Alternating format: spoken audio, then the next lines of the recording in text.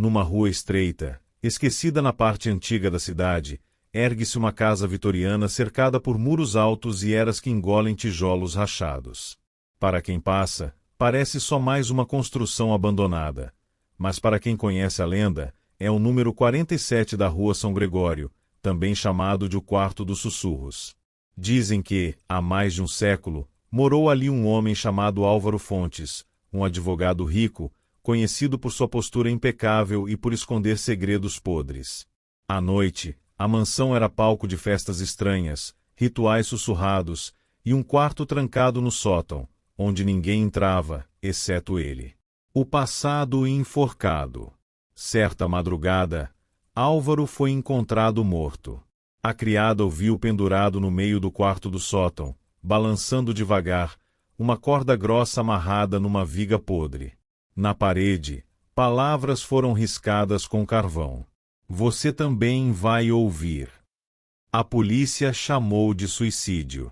Mas quem viveu na rua jurava que ouvia passos no sótão, mesmo depois de lacrar o quarto. Quem morou ali depois não ficou muito tempo. Surtos, doenças, mortes misteriosas. Com o tempo, a casa ficou vazia, mas jamais quieta. Em 2019, um jovem chamado Pedro, estudante de arquitetura, apaixonado por construções antigas, alugou a casa por uma pechincha. Queria reformar, estudar a estrutura e gravar vídeos para seu canal. Tinha certeza que todas as lendas eram apenas lendas. Na primeira noite, Pedro ouviu o que achou ser vento, mas não era vento. Eram palavras sussurradas dentro das paredes. Trancado no quarto de hóspedes, notou que a maçaneta girava sozinha. Do lado de fora, passos lentos cruzavam o corredor. E, toda noite, vinham do mesmo lugar, o sótão trancado. A porta que se abre. Na terceira noite, não resistiu. Pegou a chave que a imobiliária deixará, subiu as escadas rangendo, sentindo o ar gelado bater no rosto. A porta do sótão parecia respirar. A cada passo, o sussurro ficava mais alto, como um coral abafado. Quando girou a chave, ouviu uma voz perto do ouvido. Você vai ouvir. A porta abriu devagar. Dentro, um cômodo pequeno, cheiro de mofo e madeira podre. No centro, a viga onde a corda estivera presa ainda estava lá, manchada de escuro. No chão, marcas de unhas riscadas no assoalho, como se alguém tivesse tentado fugir, arrastando-se. Pedro filmava tudo, tentando manter a calma. Quando apontou a lanterna para o canto mais escuro, congelou. Duas órbitas vazias brilhavam de volta. Não eram olhos de bicho. Eram buracos negros, fundidos num rosto deformado. O sussurro encheu o quarto, dezenas de vozes sobrepostas, todas dizendo: Você vai ouvir. Pedro fugiu. Ou tentou. A porta do sótão bateu sozinha, trancando-o dentro. Seu celular caiu no chão, gravando apenas sons. Passos, o barulho de unhas riscando madeira, e um grito engasgado que durou muito mais do que um grito normal. Dias depois, vizinhos estranharam a casa silenciosa, não mais barulhenta, mas sufocantemente quieta. Chamaram a polícia. Encontraram o sótão vazio, exceto pela câmera caída. Quando deram play, ouviram um áudio distorcido, repleto de chiados e vozes encamadas, repetindo. Agora ele também sussurra. Pedro nunca foi encontrado. Quem se aproxima? Desde então, curiosos tentam se aventurar. Quem passa perto da casa garante ouvir vozes vindas do sótão, mesmo do lado de fora. Vozes que não são uma, mas muitas, todas sobrepostas, todas repetindo segredos que ninguém entende. Alguns que dormiram lá dentro acordaram com as paredes riscadas de dentro para fora, com as palavras: Você também vai ouvir. Outros relatam acordar de madrugada em suas próprias casas, quilômetros longe, ouvindo sussurros no quarto, na sala, no armário, como se tivessem trazido o quarto dos sussurros dentro deles. Se um dia ouvir, se estiver sozinho, de madrugada, e ouvir um sussurro fraco dizendo seu nome, não responda. Se ouvir batidas na porta do armário, não abra. Se sentir uma mão gelada encostar no seu pescoço enquanto dorme, não olhe para trás. Porque uma vez que o quarto dos sussurros te encontra, ele nunca mais vai te deixar em paz.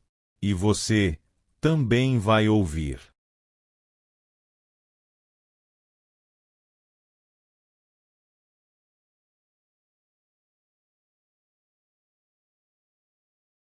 No centro de uma pequena cidade, escondida entre casas geminadas, ficava uma construção de esquina que, por fora, parecia inofensiva, uma pensão antiga, de janelas altas e pintura descascada, conhecida como Pensão São Miguel. Durante décadas, foi o abrigo de viajantes, trabalhadores de passagem, estudantes pobres. Quem ficava pouco tempo saía ileso. Quem ficava tempo demais, começava a ver coisas. Em 2007, Marcos, 32 anos, mudou-se para a pensão depois de perder o emprego e se separar da esposa. Precisava de um lugar barato até conseguir se reerguer. O quarto 12, no segundo andar, era o mais barato. Quando a Dona Hilda, lhe entregou a chave, olhou nos olhos dele com uma expressão de quem ia dizer algo, mas desistiu. Na primeira noite, Marcos dormiu mal. O vento balançava as janelas, as paredes rangiam. Às 3 da manhã, acordou com um barulho leve, uma batida repetida na vidraça. Quando abriu os olhos, viu, por entre a cortina rasgada, a silhueta de alguém do lado de fora, parado na beirada da janela. Mas era o segundo andar. Não havia como ninguém estar ali. Ele piscou, a sombra sumiu. Achou que fosse coisa da cabeça, até ver marcas de mão, pequenas, impressas na parte interna do vidro. Avisos sussurrados. No café da manhã, comentou com Dona Hilda. Ela, pálida, apenas disse: deve ter sido algum gato, ignore. Mas à noite, o som voltou. Agora não era só batida, eram sussurros. Marcos ouvia como se uma voz infantil dissesse algo que ele não conseguia entender, misturado ao barulho da chuva lá fora. Tentou gravar com o celular. Quando ouviu a gravação no fone, quase deixou cair. Deixa eu entrar. Nas semanas seguintes, Marcos percebeu outras coisas estranhas. Toda manhã, quando acordava, sua janela estava destrancada. Um cheiro de terra molhada impregnava o quarto. E, no espelho embaçado, apareciam riscos, como se dedos molhados desenhassem palavras confusas. Certo dia, encontrou uma palavra nítida: volta. Na recepção, tentou confrontar Dona Hilda. Ela suspirou, ofereceu um chá quente, sentou-se ao lado dele e contou que ninguém tinha coragem de contar. Há 30 anos, uma criança, filha de uma hóspede, caiu da janela do quarto 12, a mesma onde ele estava. Ninguém sabe se caiu ou foi empurrada. Desde então, quem dorme ali por muito tempo vê a menina, primeiro na janela, depois dentro do quarto. Marcos, teimoso, decidiu que era bobagem. Mas naquela noite, acordou às 3, ouvindo não só batidas, mas passos. Lentamente, virou a cabeça para a janela, e lá estava ela, uma menina de vestido branco, cabelos grudados no rosto, olhos fundos, empoleirada do lado de fora, olhando para ele. Quando ele piscou, ela estava dentro, em pé no rodapé da cama, cabeça inclinada. Ela sorriu. A boca, pequena demais para conter tantos dentes. Abriu os braços. Marcos não conseguia gritar, nem se mexer. A menina apontou para a janela aberta, depois para ele. E sussurrou, clara como o vento frio: vem comigo. Depois do silêncio. Na manhã seguinte, Dona Hilda encontrou o quarto 12 vazio. A janela escancarada, a cama intacta. Nenhum sinal de luta. Nenhuma marca, exceto 2 mãos pequenas impressas no vidro, do lado de dentro e do lado de fora. Alguns juram ter visto Marcos caminhando pela rua de madrugada, encharcado de chuva, parado na calçada, olhando fixo para o segundo andar da pensão. Mas quando alguém se aproxima, ele some, como uma sombra na neblina. O quarto 12 segue fechado. Mas dizem que, se alguém ousa abrir a porta, encontra a janela aberta, e uma voz suave, de criança, sussurra do canto mais escuro do quarto: "Deixa eu entrar."